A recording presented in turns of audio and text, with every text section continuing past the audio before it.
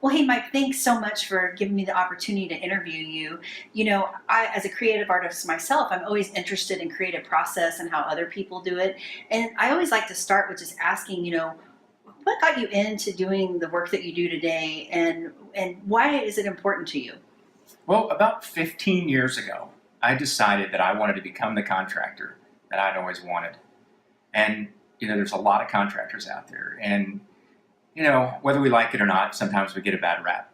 And so I decided, if I stepped up and actually became the reliable, dependable, time specific, budget conscious contractor that I'd always wanted for myself and for my family, for my house, or for my business, then I could probably be pretty successful at that. So Yeah. so I started up a company. So, what kind of work do you help people with? Mostly commercial. I have a background in residential, and I kind of dabble in that a little bit, but commercial is where my passion is. I Yeah. really like to, dentist office, doctor's offices, but mostly retail and restaurant.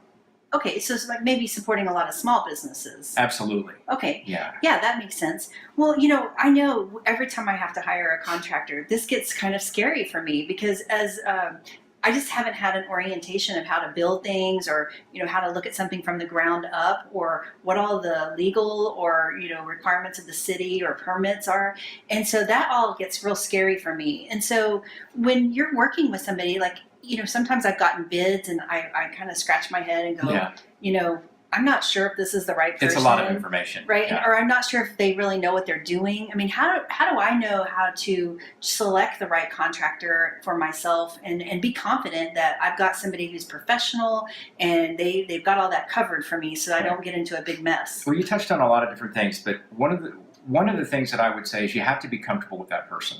So a face-to-face meeting to discuss kind of, your concept is really important. And let me tell you why. Because this is your vision, this is your dream, you've been thinking about it for days, weeks, even years possibly.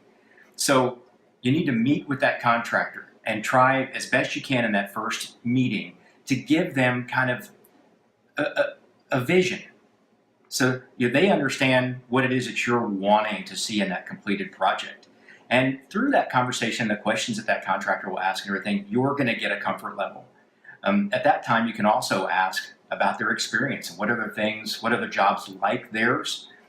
If you're doing a bubble tea place or a restaurant or whatever, what other restaurants, what other tea places, what other dental offices, what other nail salons, whatever have you ever built out? Can I go look at those? Can I talk to the people that you did the build out with and ask them how it was to work with you? And that way, that's just reassurance. It's just added insurance, if you will, in terms of, the best indication of of somebody's future is their past. Mm-hmm. So if they've done well in the past and they're still friends and have a strong relationship, even get callbacks to do occasional work on those jobs, that's a big tell.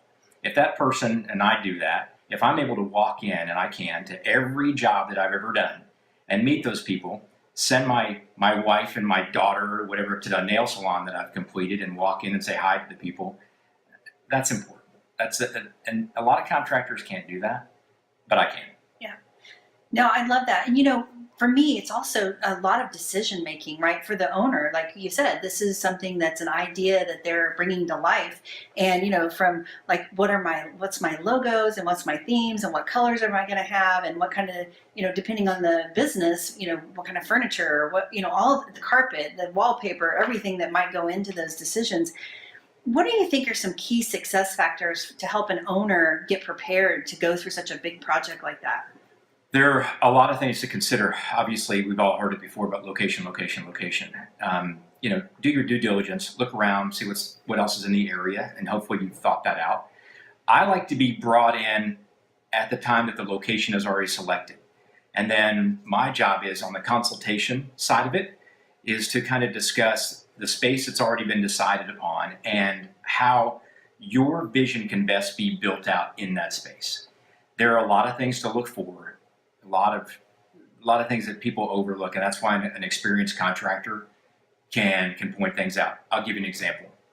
You may have a drawing, have a vision for how you want your kitchen, And I'm going to walk in and go, well, you can't put your vent hood there because there's an air conditioning unit sitting on the roof right above there. And people don't think about that. It's like they don't think about where their sewer is. They don't think about where the electrical is. Is there even adequate electrical power for this space? So there's a lot of things to consider there. And I like to be brought in early on to kind of walk you through the entire concept to all the way through the completion. Yeah, so as you're talking, that kind of reminds me that, sometimes we do have a real clear picture of what we want, but then sometimes you run into challenges like you just described. Yeah. And so having someone to guide you so that you do have to make a modification to your idea, that stays within the codes or, makes it practical to be able to do what you're wanting to do. I'm curious. So, one of the things I'm always conscious of anytime I call somebody for a bid or to get help is, I want to be mindful of the person's time, but I also want to be confident that I'm getting a competitive bid, and that when I get the bid back, I'm going to be able to kind of understand it. So, what are some things that you think that separates you the way you do your bidding process? Well, what I like to do is I have a team that I've worked with for over a decade, and once we have architectural drawings, whether that's by a licensed architect or just a designer, and we have all the details that we need, what I do is I take that information, give it to my respective subs, whether it be mechanical, electrical, plumbing, trim carpentry, whatever the discipline may be that's required in your particular build out. We take that information and I do a detailed grand scope, if you will, of what it's going to take from start to finish. And it's line item. And then we sit down and we go through it in person. I don't just send it to you and let you mill over it, because it's a lot of information, a ton of information. So you may want to ask questions and say, what is this? What is this? What is this? Then we have an opportunity together to go through it. We finalize what that bid process is. And then that leads into discussing all kinds of timelines and when can we start, when can we finish, what's the process. And it's, it can be overwhelming, but that's where I'll walk you through the entire process. Yeah, and I can imagine, we all have kind of a budget in mind that we start with, but then our dreamy ideas add up to big dollars. And so, how do you work with someone to stay within their budget, but also, giving them the alternatives or sacrifices or things that they can do? What we were just talking about, that grand scope, that's going to have a number at the bottom. It's going to include profit, overhead, site supervision, all the inspection, everything needed. Now, yes, things happen. We open up a wall when we find something unexpected. I could give you numerous examples, but I don't want to scare you before we even get started. But things do happen. What I do at that point is I bring you in, I show you what we're up against, I give you an estimate of what it's going to take. We sign what's called a change order, and then we move forward. At the end, we take all those change orders and we apply them. And I have you sign off on them. And we usually have an email trail or whatever, because you never want to get to the end and have a bunch of it go, oh, well, didn't I tell you about this or tell you about that? Doesn't happen. Yeah. Yeah. I'll just put it on the record. If I haven't had you sign a change order, you're not paying for it. Oh, that's great, because that's something that's kind of that scary part for me, right? And yeah. I want to make sure, I know we might run into unexpected things that I need to deal with, but I want to make sure I don't go over my budget too. That's an important consideration. Well, it always takes a little longer and costs a little bit more than you think is kind of the rule of thumb. Yeah. Only because things do happen. But I will tell you, I don't miss deadlines as long as we don't have any unexpected surprises. That's great. Well, I just have one last question. One of the things that I think is challenging as you start to think about opening a new business is, you want to be mindful of cost and you want to try to do as much as you can and do the legwork. But what's the real value in working with a general contractor versus trying to coordinate all these different services and health department or city of Tulsa, Absolutely. The different requirements that someone may be up against? That's a great question. Typically, because of the volume that I do with all of my subs, let me back up a second. If you were to call, I'll use a dumpster service as just a simple example, and try to call and get a 30-yard roll-off dumpster. Those are the big dumpsters that you see in the parking lots. Your cost is going to be 20 to 30% higher as just Mr. or Mrs. Smith calling for a dumpster than what I pay. That is also true for all the other subs that I use, because I have a relationship in the years of having done business with them. I have what I would say volume, if you will. So I get a discount. When you total all those up, it's going to come out somewhere between 15, 20, or in some cases 25% lower than what you would pay. But then you get the added benefit of having somebody who knows all those people, who those people will all answer the phone when I call, and then I coordinate, orchestrate the entire process, because in a build out of any kind, whether it's small or large, whether it's somebody drove through the front glass of a store or whether it's a complete restaurant, everything has to happen in an order. Okay, so with my experience having done 300 or 400 build outs, I'm able to take all those subs and have them work in the proper A, B, C, D, E. Okay, then because of the decrease in the cost, that allows for me to put my GC fee, if you will, project management, G fee, supervision, all of those things in there, and you still come out ahead because you've had no hassles. I've done it all, and it still costs you at or below what you would have done had you given up all your time. And you don't know what you're doing. No offense, but Yeah. So most people don't. So if I reach out and use someone like you, then you're going to take care of all that and All just of give it. me updates, and I'm Yeah. just going to get like a plan update every week or every couple days, Absolutely. and then I don't have to really be there in the day-to-day midst of what's happening. I take it one step further than that. Actually, on every Sunday evening, I'll send out an email for the entire week.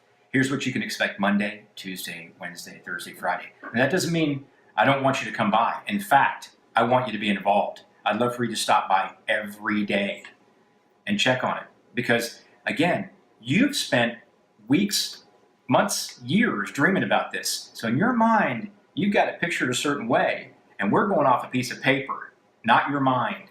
So we need to make sure those two are as closely meshed as possible.